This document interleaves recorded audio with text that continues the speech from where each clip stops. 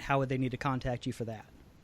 Absolutely. So if people go to campquest.org, there's a big link on the front page about volunteering, and that'll take you to a list of all of our camps around the country.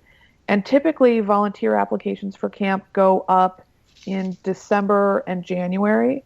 So if you're interested in coming to camp in 2017, all of our 2016 sessions have just ended. But if you're interested in volunteering at camp in 2017, you'd fill out an application in December or January, or later on in the spring too. But we try to get these spots filled as quickly as we can.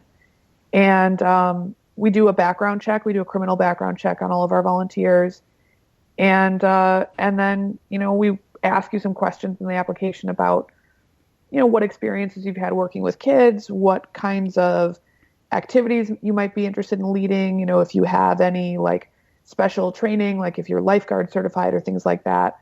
And then you'll get contacted by the camp director, and hopefully we'll have a spot for you at camp. And I don't know, like what really strikes me about camp is the volunteers that we have who come back year after year after year, because the community that they form at camp with the other volunteers and the like satisfaction and sense of meaning and fulfillment that they get from watching these kids have this amazing experience and being a part of creating those mentoring, growing experiences for the campers.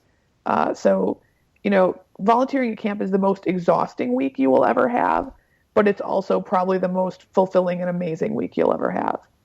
Okay. So do either of you guys have any stories that you've heard from some of the campers as far as why they enjoy coming, or maybe not just the horror stories, which those are fine to tell too, but also some of the fun stories maybe that you have of kids that have come to camp and have just had a good time and enjoyed themselves? Or why, basically, why is it so important that that an organization like Camp Quest exists? What are some of the things that you're hearing from the kids?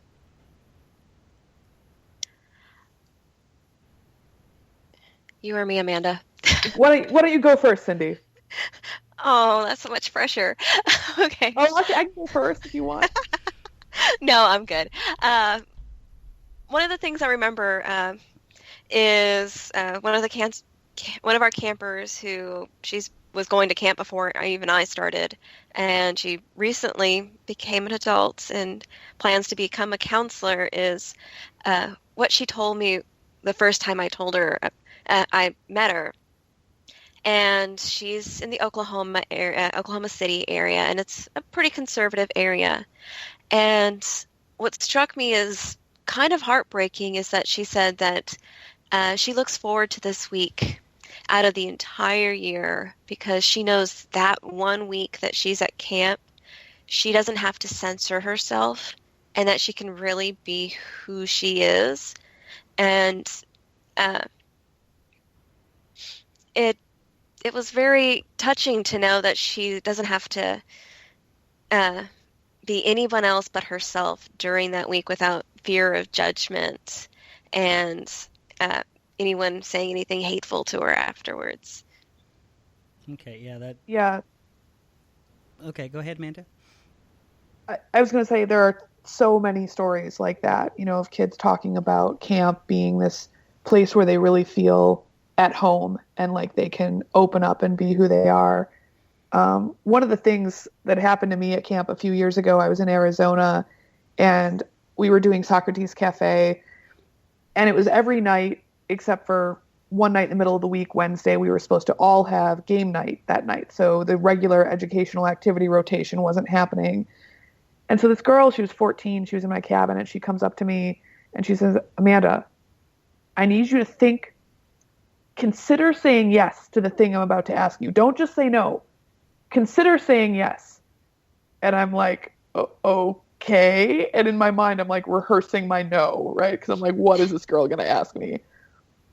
And then she's like, okay, some of us wanted to know if we could have Socrates Cafe tonight instead of going to game night. Would that be okay? And I'm like, let me check with the program director, but I'm pretty sure we can make that happen.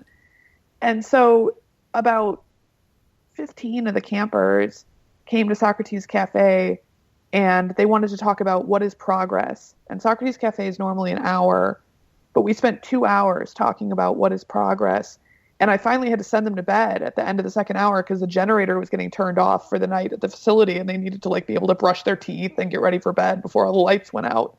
But it was just amazing to me that like how hungry these kids are for a place where they can discuss ideas and be taken seriously.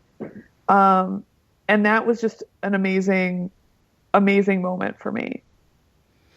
Yeah, I think what turned me onto it, and one of the reasons I wanted to send Eli out to that, was that he could go out there and be himself and explore.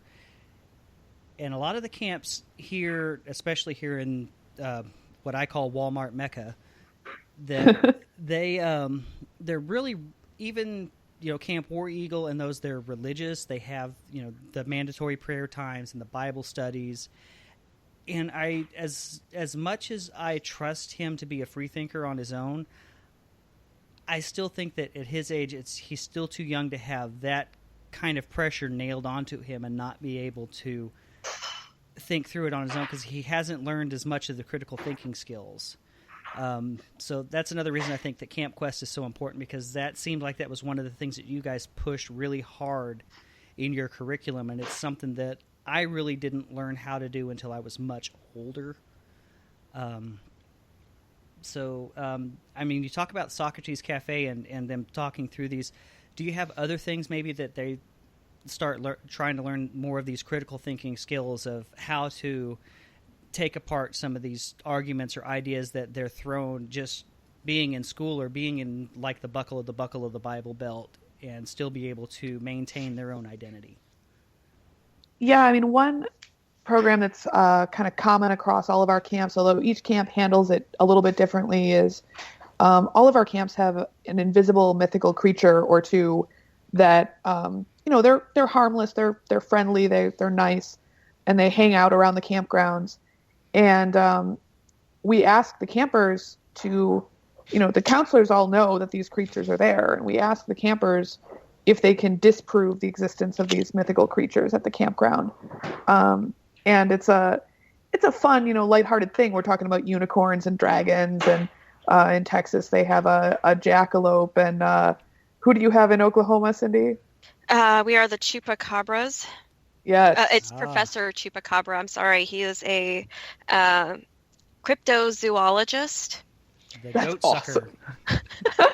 I love that the cryptozoological creature is also a cryptozoologist. That's amazing. I like it. But yeah, it's a chance for kids to engage with questions about where does the burden of proof lie, and what counts as evidence, and sort of in a way that's fun and lighthearted. So right.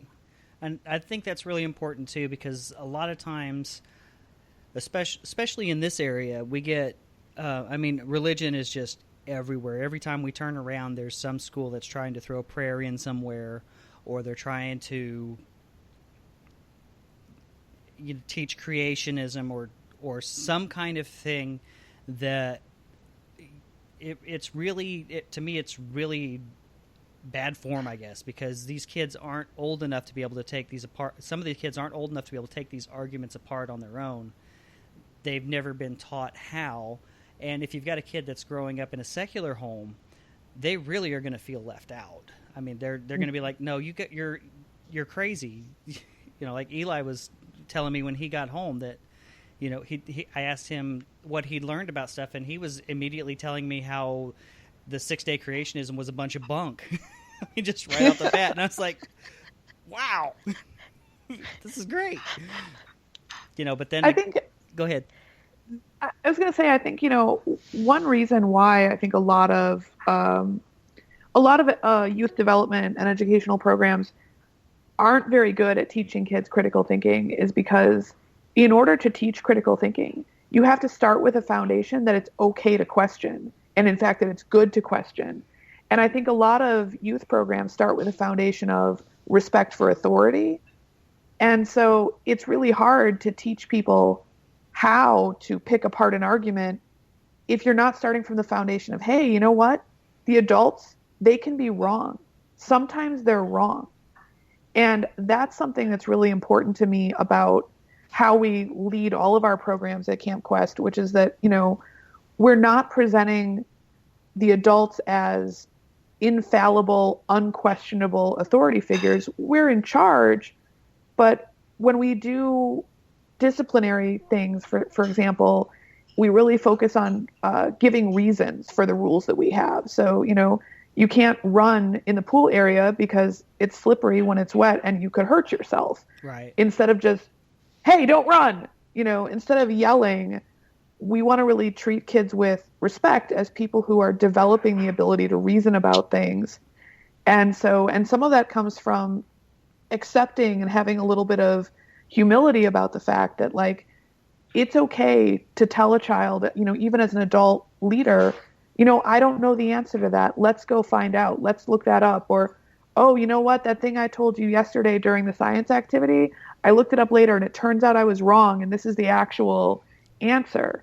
Modeling that kind of behavior, changing your mind, looking for additional evidence, and not being afraid to admit when you don't know something, right, is a big part of learning critical thinking skills. Yeah, and I really do think that that's one of the big problems that we have right now as a society, is that these skills haven't been taught, and so many people are walking around out there and just accepting blindly all kinds of stuff. And it's not just on the conservative Christian side, but I mean I've even seen stuff on the far left hand side that's just as kooky as anything that they could come up. And so it's when you see anti-vaccine folks, a lot of those folks are very liberal. They're very open-minded, but they're falling prey to a lot of bad arguments, and that's doing real damage to public health and putting their kids in danger and other people's kids in danger. Mm-hmm. Definitely. Yeah, one of my favorite activities that I use with the kids as one of my rainy day activities is actually from the James Randi Educational Foundation, if you wanted to look for it. And I've got two of them that we have set up, which is the dowsing, and we also have the ESP. And so the way they do it, it teaches them not only the scientific method, but it gives them a chance to actually test out these things that people claim are true. And it also gives me a little bit of an opportunity to mess with the kids and get them to really try and figure out, how am I able to somehow read these kids' minds? What am I doing to get this right? Which is normally I cheat. Yeah, well, it's like, Eli may have had a little bit of a upper hand on you for that, because we have sat in one of the shows that he's been loving to watch in the reruns is that Masked Magician, the Magic's Biggest Secrets finally revealed. He sat. Yeah. He watched both seasons back to back, and so, Magic is a great way to teach critical thinking. We've had a lot of volunteer counselors over the years who know some magic, and JT Eberhard has come to a number of different Camp Quest sessions as a volunteer counselor, and he'll always do close-up magic for the kids, and then like have them try to figure out, well, what is it that he's doing that's making it look like something's happening that's not really possible or not really happening. And the kids, everybody loves magic because it's just this it's this like little treat for your brain, like, hey, how did that happen? That little surprise. And then it's really great for teaching underlying principles of, okay, well, how would we test this? Oh, is it that like the volunteer he pulled out of the audience was actually working together with him the whole time? Well, let's not let him choose the volunteer then. Let's have the audience pick someone out, without him being able to like look or know who is being chosen or things like that, Yep. So it's like really great ways to like help kids develop testing methods. Yeah, and I have to keep telling him if we go to a magic show or something like that, it's okay. Don't